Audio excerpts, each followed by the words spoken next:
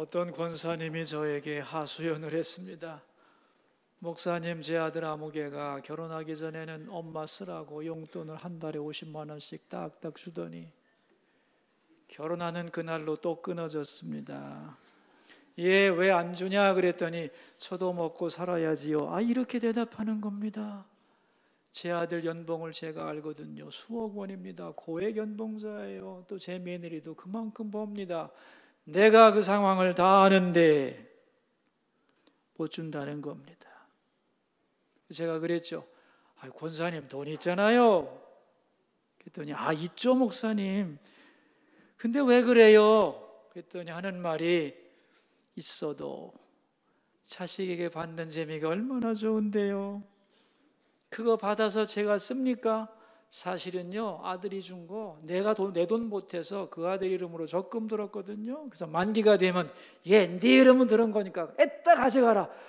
그 재미 좀 보려고 그랬는데 그만 내 마음도 모르는 것들이 싹 끊어버렸습니다. 그래서 저도요, 자격 없는 자식에게 주려고 하지 말고 해약하자. 그래서 해약하려고 합니다. 그래서 제가 그렇게 하세요 그랬습니다. 여러분, 부모에게 드려서 손해보는 법이 있나요? 없죠. 근데 똑똑한 척하는 자식들이 미련한 짓을 한단 말이죠. 여러분, 하나님께도 똑같습니다. 다 하나님이 주신 건데 하나님이 보실 때 참 좋구나 그래야지 그래야 복을 받을 건데 그래서 되겠냐? 여러분, 하나님 앞에서 머리 굴리는 거 똑똑한 것 같지만 미련한 것이죠. 작년 연말의 일입니다. 제가 한 해를 돌아보면서 올 한 해 우리 교회는 어떤 일을 했나, 나는 어떤 실수를 했나, 혹은 어떤 좋은 일을 했나, 이렇게 메모를 하면서 기도를 하다가 제가 하나님께 질문을 했습니다. 하나님, 2018년 한 해 동안 하나님이 수서교회를 향하여 가장 기쁘셨던 게 뭡니까? 우리 교회가 올 한 해 동안 주님을 가장 기쁘게 한 일이 뭘까요? 라고 생각하는데 저는 진짜 의외의 대답을 들었어요. 비전 헌금 10억을 한국교회를 위해 내놓은 거다 그러시는 거예요. 작년 7월 1일 날 헌당 예배 드리면서 우리에게 주신 은혜가 참 크고 놀라운데 어떻게 우리의 감사를 하나님께 표현할까? 모두 다 어렵다고 하는데 우리만 즐거워하거나 이 헌당 예배가 남에게 자랑하는 것이 돼서는 안 되고, 그렇다고 알리지 않을 수도 없는데 모두가 기뻐할 수 있는 방법이 뭐가 있을까 하다가 건축원금 100억의 10분의 1을 한국교회 꼭 필요한 것에 드리겠습니다 약속을 했는데 그걸 하나님이 기쁘게 받으셨다는 거예요. 내가 기쁘게 받았느니라. 너와 수서교회에 복을 주리라. 저는 그 말을 듣고 너무너무 감격했어요. 다 하나님이 주신 건데 정말 그 중에 작은 일부를 기쁨으로 드리는 걸 받으시며 이렇게 기뻐하시나, 그리고 또 복을 주시다겠다고 하나님의 마음이 뭔지를 그때 다시 깊이 깨닫게 됐습니다. 그래서 저는 기도를 했죠. 정말 꼭 필요한 사람에게 그 돈이 가기를 바랍니다. 그래서 우리는 주는 기쁨을 배우게 해주시고 제2, 제3의 비전 헌금이 이어지게 해주시고 또한 한국교회에 많은 도전이 되게 하시고 많은 교회에 용기를 주게 하옵소서 기도했습니다. 모두 133건이 들어왔는데 우리 비전위원회에서 심사를 잘 했고 오늘 오후에 마지막 결론을 내립니다. 여러분 많이 기도해 주시기를 바랍니다. 우리는 지난 시간에 하나님은 마음을 감찰하십니다, 이런 말씀을 살펴보았습니다. 인생에는 원칙이 필요하다고 그랬죠.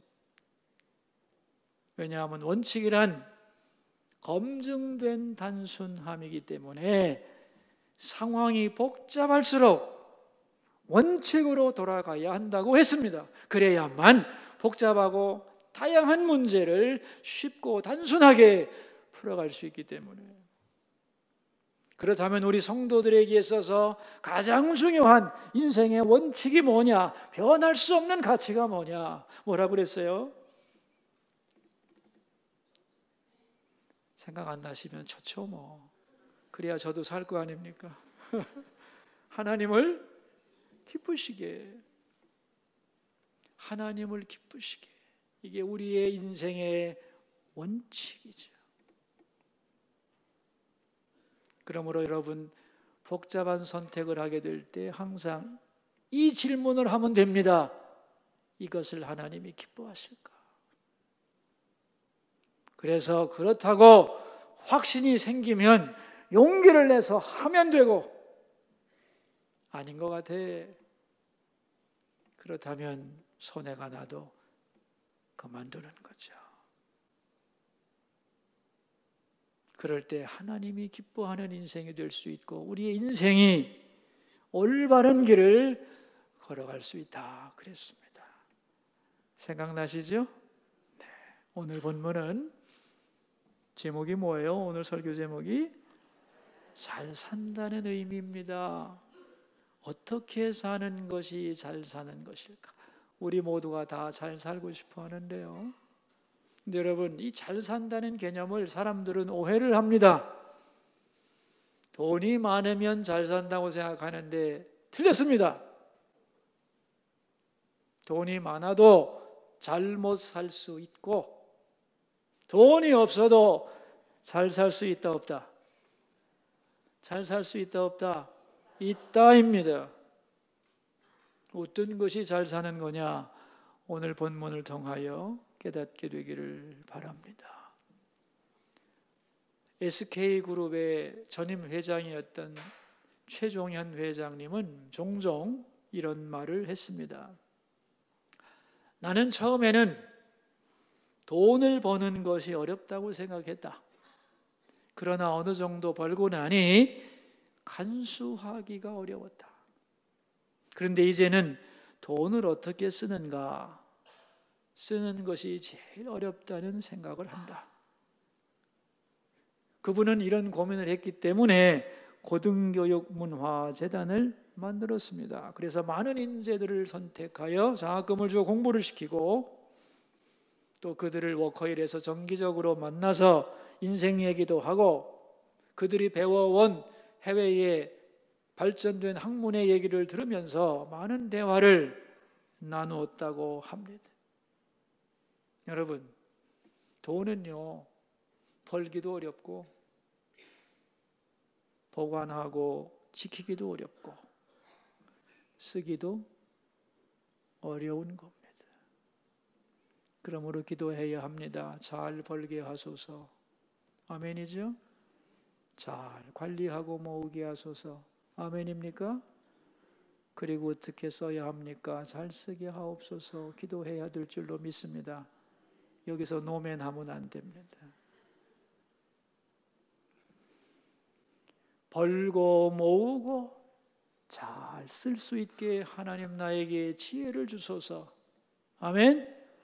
이렇게 질문하고 기도하면 하나님이 얼마나 기뻐하시겠어요?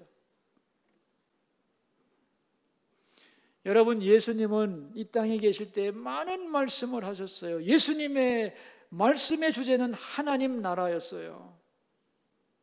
하나님 나라가 가까이 왔으니 회개하고 복음을 믿어라. 이 예수님의 가르침의 주제인데, 그 예수님이 그렇게 말씀을 하시는 중에 가장 많은 내용이 뭐였냐 하면은 돈 얘기였습니다. 의외죠? 저도 놀랐으니까요. 여러분, 신약 성경에는 믿음에 관한 말씀이 215구절, 구원에 관한 말씀이 218구절, 돈에 대한 말씀이 2084구절입니다. 예수님의 비유가 38개인데 그 중에서 16개가 돈에 대한 내용입니다. 이상하죠? 예수님이 밝히는 분도 아닌데 왜 예수님은 그렇게 많은 얘기를 돈에 대하여 하셨을까요? 사람들의 마음이 돈에 붙들려 있기 때문에, 그 마음을 치료하지 않는 한 하나님 나라 바라보고 올바로 걸어가기 어렵기 때문에 그거 고쳐주시려고 그렇게 많이 돈에 대하여 말씀을 하신 거죠. 여러분, 이 시대를 보십시오. 수많은 사람들이 무엇에 붙들려 있는가? 돈에 붙들려 있죠. 인생의 목표가 뭐냐? 젊은 사람들 대부분이 돈 많이 버는 겁니다. 돈이 인생의 목적이 됐죠. 갈수록 세상은 돈을 더 사랑하고 돈을 더 의지하고 돈에 붙들린 삶을 점점 더 살아갑니다. 여러분, 역사 속에서 가장 잘 사는 시대가 지금이죠.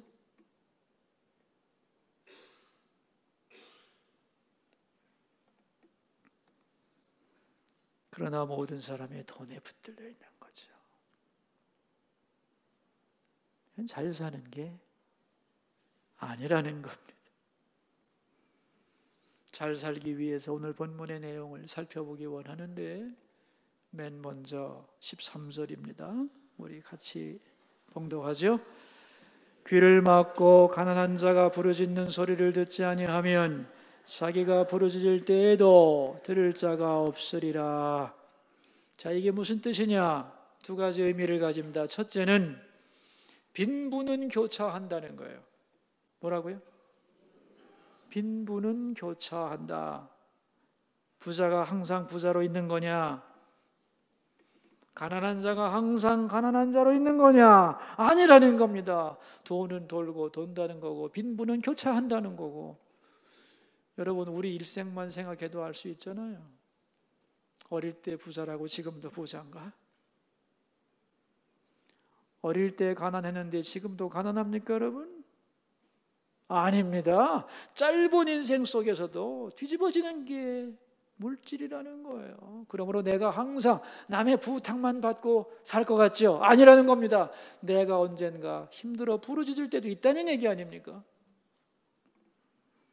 사람들은 그래서 자기의 재물을 보관하기 위해서, 유지하기 위해서, 남겨주기 위해서 몸부림을 치고 애를 쓰고, 심지어 결혼을 통해서도 그러한 재물을 후대에 보존하려고 몸부림을 치지만, 그렇게 되면 좋죠. 그걸 누가 장담하겠느냐는 거예요. 그러므로 나는 너한테 신세 질 일 없거든. 그런 일은 없다는 거예요. 빈부는 교차하기 때문에 인정해야 됩니다.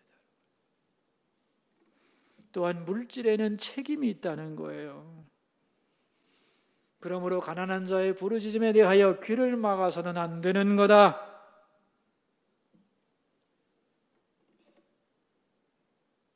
왜? 물질에는 거기에 따른 책임이 있는 거기 때문에. 이렇게 변명할 수 있죠. 내가 세상에 어려운 사람을 다 어떻게 돕겠어요? 오케이, 말이 되죠. 근데 어느 자선단체에서 이런 표를 제정했는데 난 그 표 참 잘 만든 것 같아요. 한 번에 한 사람씩. 기가 막힌 거예요. 다시 말하면 내가 세상의 모든 어려운 사람 다 못 도와도 내 앞에 있는 한 사람은 도울 수 있다 없다? 있다는 거예요. 그래서 한 사람도 없고 두 사람도 없고 이렇게 하다 보면 된다는 거예요. 그러므로 작지만 도울 수 있다는 거예요. 모든 것을 할 수 없기 때문에 모든 것을 할 수 없다. 그건 아니라는 거예요. 나름대로 기회가 왔을 때 도와줘야 한다는 거예요. 그래야 너도 도움을 받는다. 13절의 말씀입니다. 자, 그렇다면 어떻게 도와줘야 되느냐 하는데, 이 돕는데도 지혜가 필요하다는 거예요. 그게 14절인데 같이 읽겠습니다. 은밀한 선물은 노를 쉬게 하고 품 안의 뇌물은 맹렬한 분을 그치게 하느니라. 선물과 뇌물이 나오는데, 이 선물이라고 하는 것은 감사와 사랑으로 드리는 것이 선물이죠, 그죠? 뇌물은 어떤 목적을 이루기 위하여 드리는 거예요. 그러니까 목적이 정반대네요, 그죠? 그런데 공통점이 하나 있죠. 내가 준다는 거예요. 근데 공교롭게도 나의 상대방이 다 나에 대하여 분노하는 상황이에요. 관계가 깨져 있다는 거예요. 그런데 이 주는 것을 통하여 이 관계를 회복할 수 있다는 거예요. 그러니까 준다는 건 손해보는 게 아니라는 거예요. 아주 효과가 크다는 거예요. 주면서 혹은 받으면서 마음이 오가고 관계가 회복되는 거다. 잘 준다는 것은 그렇게 중요한 거라는 거예요. 근데 주되 어떻게 줘야 되느냐?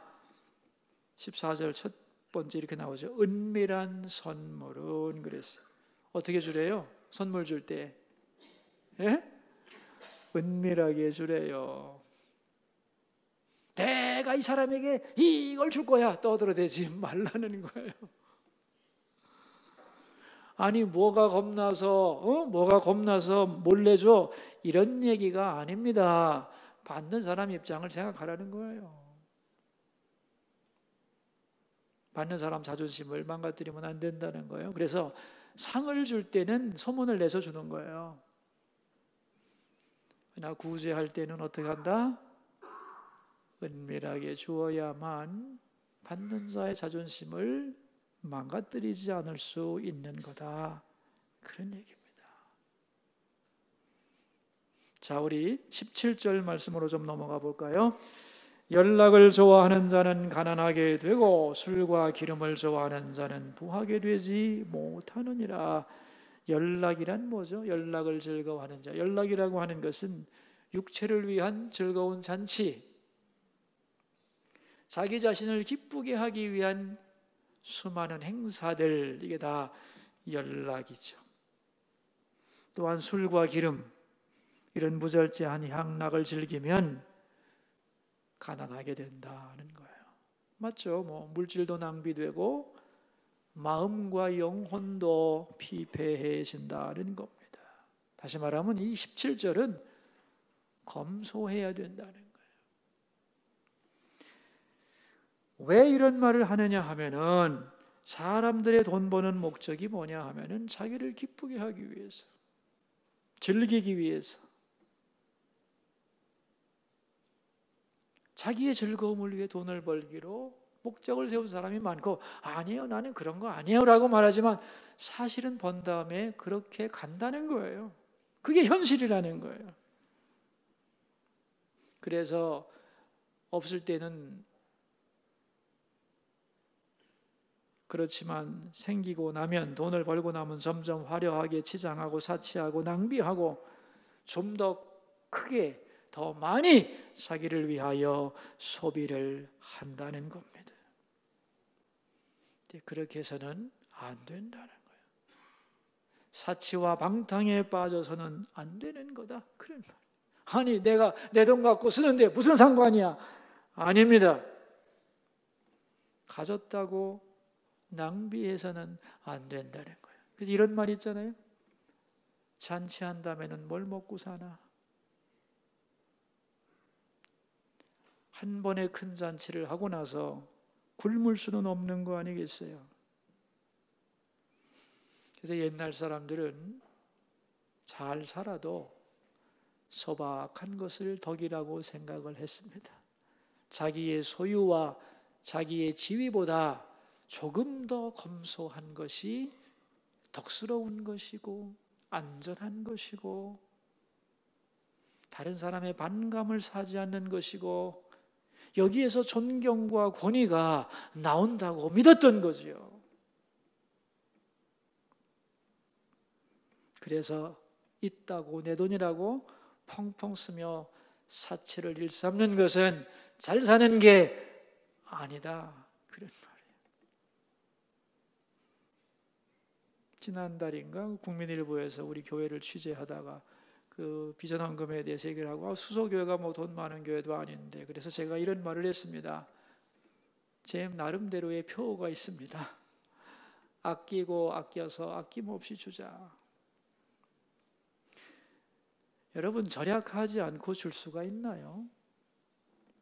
우리의 삶도 마찬가지입니다.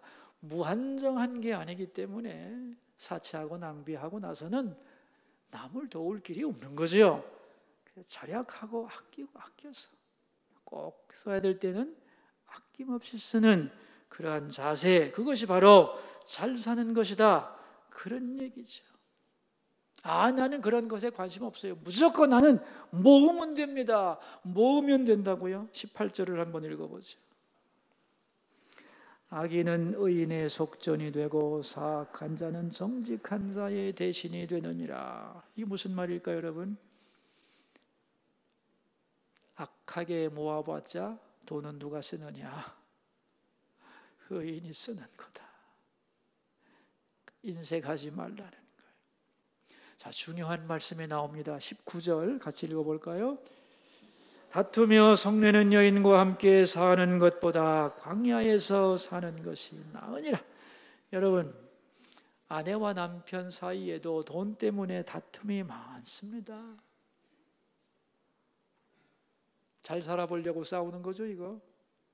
안 된다는 거예요. 미국의 가정문제 전문가인 델로레스 큐라는 기혼 남자의 58%와 여자의 66%가 돈 문제를 자기 가정의 가장 큰 스트레스로 삼는다는 거예요. 부부 싸움의 70%는 돈 때문입니다. 통계가 나와 있어요. 부족하다는 거겠죠, 뭐.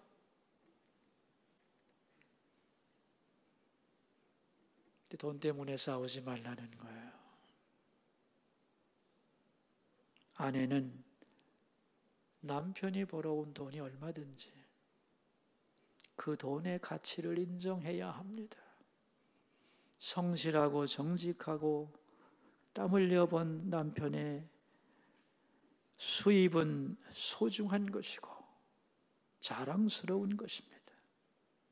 아멘입니까? 그래서 그 소득 내에서 알뜰하게 살림을 해야 하는 거죠. 불평하기 시작하면 남편이 어떻게 해야 되겠어요? 나쁜 짓 할 수밖에 없죠. 남편이 정직하게 살기 위해서는, 자기 일의 보람을 느끼고 진실하기 위해서는 아내의 도움이 필요한 것입니다. 더 벌어오라고 누가 벌기 싫겠어요? 그렇게 압박하지 말기를 바랍니다. 아내가 돈을 안 번다고 낭비하는 건 아닙니다. 살림이라는 걸 잘 살게 되면 그것이 잘 쓰는 것이 잘 버는 거죠. 그러므로 물질 때문에 화목을 깨지 마라. 아멘입니까? 여러분의 가정에 돈 때문에 싸움이 없기를 바랍니다. 그래야 잘 사는 겁니다. 주신 물질로 만족하세요. 20절 말씀입니다.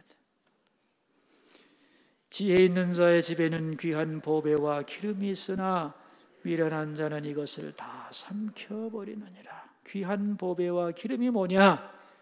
히브리어로 오짤 네히만 왓세멘이라는 말인데, 창고와 부엌에 물건을 쌓아둔 걸 의미해요. 예를 들면 이런 거예요. 가정에 어떤 큰 행사가 있습니다. 그걸 위해서 창고와 주방에 필요한 물건을 꽉 쟁여놓은 걸 의미해요. 이거는 저축을 의미하는 얘기입니다.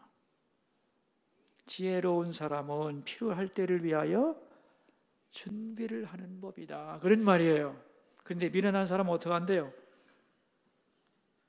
다 삼켜버리느니라. 다 써버린다는 거예요. 그리고 부족하다고 불평한다는 거죠.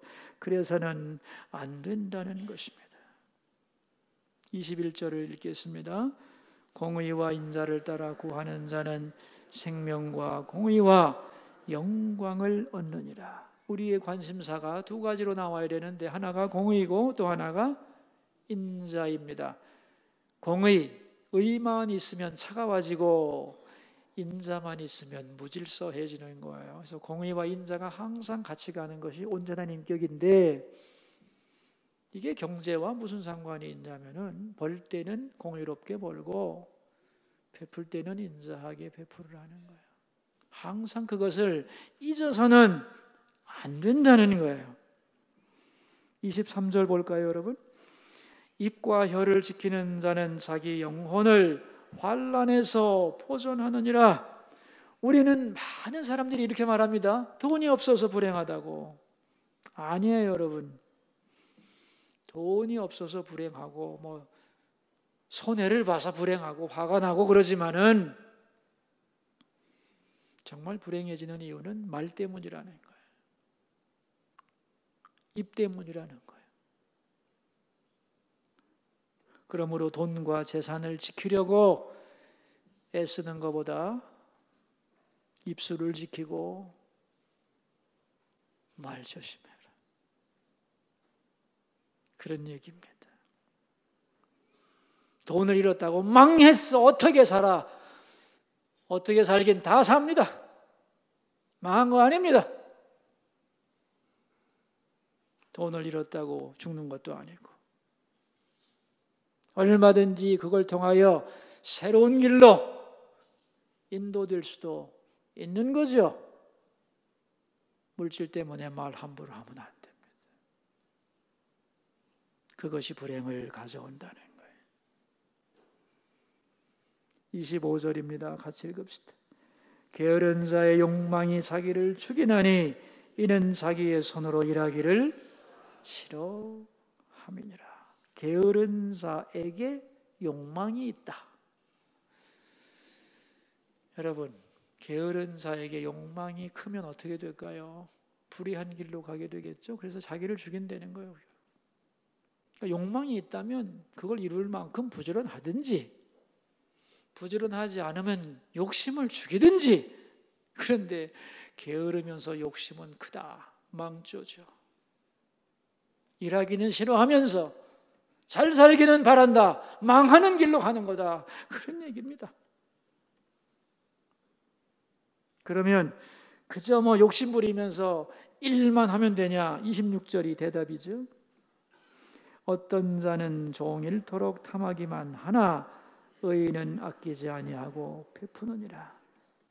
예, 부지런히 일해서 모아서 의인은 부지런히 또한 베푸는 거다. 그런 얘기입니다.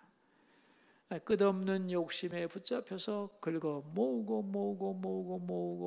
그런 부자일 것 같죠? 아닙니다. 어떤 사람이 부자냐 하면은 만족하는 사람이 부자입니다. 더 나가서 없어도 베풀며 살아야지, 그 사람이 부자라는 거예요. 자, 이제 신앙과 경제 문제를 말씀하는데 27절을 같이 봅시다. 악인의 재물은 본래 가증하거든 하물며 악한 뜻으로 드리는 것이랴 그랬어요. 악인의 재물이란 말을 합니다. 이 악인의 재물 그러면 가인의 제사가 생각이 나죠. 여러분, 하나님 앞에 예배하는 것이 제사 드리는 건데, 이 제사 드릴 때는 믿음과 헌신으로 드려야 되는 거 아니겠어요? 이 모든 것을 하나님이 주셨다는 믿음과 함께 거기에 감사해서 나를 드리는 것이 예물이라는 거예요. 그렇게 드릴 때 하나님이 그 예물을 기뻐 받으시고 복을 주신다. 그런 얘기입니다, 여러분. 그런데 이 가증한 제물이라는 건 뭐냐 하는 거예요. 제물은 하나님 앞에 드려야 되는데 사람을 의식하고 드린다는 거예요. 가인이 그랬죠. 아벨과 비교하면서 사람들의 인정을 받고자 하여, 남들이 나를 어떻게 생각할까 하여 사람 의식하고 드리는 물질 가증한 거다. 또 인색한 것, 하나님 앞에 마땅히 드려야 되는데 그거 아깝다고 하는 거, 그러면서 복받기를 원하는 마음 가증한 거다. 그런 얘기입니다. 그래서 하나님 앞에 제사 드리러 나올 때, 예배할 때에 재물 때문에, 물질 때문에 시험 들지 마라. 바른 자세로 제사드리고 제사를 통하여 주시려는 은혜를 힘입어야 된다. 이게 잘 사는 길이라는 거예요. 우리 결론으로 가겠습니다. 30절, 31절 같이 읽어볼까요? 지혜로도 못하고 명철로도 못하고 모략으로도 여호와를 당하지 못하느니라. 사울 나를 위하여 마병을 예비하거니와 이김은 여호와께 있느니라. 그랬어요. 하나님을 이길 수가 있냐? 없어요. 왜? 하나님이 우리보다 지혜롭고 강하거든요. 우리가 전쟁을 하기 위해서 훈련을 하고 군비를 축적하고 작전을 세우고 나의 모든 노력을 다하죠. 왜 전쟁에 나오느냐? 우리의 모든 수고의 극치가 전쟁 준비니까. 목숨 걸고 하는 거니까요. 그렇게 아무리 수고하고 준비를 잘했어도 승리는 누구에게 있다? 예? 하나님께 달려 있다는 거예요. 이게 무슨 말씀이겠어요? 내가 벌고 모으고 잘 살려고 몸부림치는 거 좋죠. 그러나 하나님이 나보다 옳습니다. 아멘. 그리고 내가 아무리 잘 살려고 노력해도 하나님이 잘 살게 해줘야 됩니다. 아멘입니까? 그러므로 하나님 말씀 어기면서 하나님 뜻을 반하면서 잘 살려고 생각하지 마라. 그런 얘기입니다. 정말 잘 살려면 하나님이 말씀하신 길로 가라는 거예요. 여러분 요즘 경기가 어렵죠, 그죠? 경기가 어려운데 돈 얘기하면 더 어렵죠, 그죠? 베풀려면 더 힘들죠, 그죠? 그런데 여러분, 힘들고 어려울수록 어디로 돌아가야 되냐면 원칙으로 돌아가야 하는 겁니다. 정말 잘 산다는 의미가 뭐냐? 세상이 말하는 잘 산다는 거 말고 하나님이 생각하는 잘 산다는 개념, 그 길로 가야 하는 거예요. 그렇죠? 그래야 하나님이 정말 잘 살게 복을 주시는 거죠. 그러므로 하나님 앞에 머리 굴려서는 안 되고 하나님이 말씀하시는 잘 사는 길로 걸어갈 때 참으로 우리 인생이 잘 살게 될 줄로 믿습니다. 이 은혜가 함께 하시기를 축원합니다. 기도합시다. 우리 두 가지 기도 제목 가지고 하나님 앞으로 나가겠습니다. 첫 번째 기도 제목입니다. 하나님, 잘 살고자 하는 마음이 우리 가운데 많습니다. 그러나 이 개념을 오해하지 않게 하시고 하나님 보시기에 참으로 잘 사는 우리가 되게 하여 주옵소서. 기도하겠습니다. 여러분 자기 목소리가 자기 귀에 들리도록 소리를 내서 기도하겠습니다. 하나님, 오늘 잘 산다는 의미에 대하여 이야기를 나누었습니다. 이 세상은 온통 돈에 묶여서 돈을 목적으로 살아가는 세상이고 그것이 많으면 잘 사는 것이라고 단정하고 그걸 위해서는 수단 방법을 가리지 않고 있습니다. 그러나 하나님이 생각하시는 잘 산다는 개념은 그렇지 않습니다. 하나님 보시기에 잘 살 수 있기를 원합니다. 빈부는 교차합니다. 그리고 물질에는 책임이 있습니다. 베풀며 사는 것이 복인 줄 믿습니다. 있다고 사치하면 되겠습니까? 검소해야 하고 아끼고 절약해서 베풀며 사는 것이 잘 사는 것이라고 했습니다. 우리의 가정에서 또 얼마나 돈 때문에 염려와 다툼이 많은지요. 하나님, 우리 가정에서 돈 때문에 다투지 말고 돈 때문에 염려하지 말고 그 모든 것을 공급하시는 하나님 바라보면서 살아가게 하여 주시기를 기도합니다. 부지런히 일하고 또 잘 모으고 하나님 앞에 드릴 것을 드리면서 주님이 주시는 축복을 바라는 우리가 되게 해 주시고 약속하신 은혜로 우리를 풍성케 하옵소서. 두 번째 기도 제목입니다.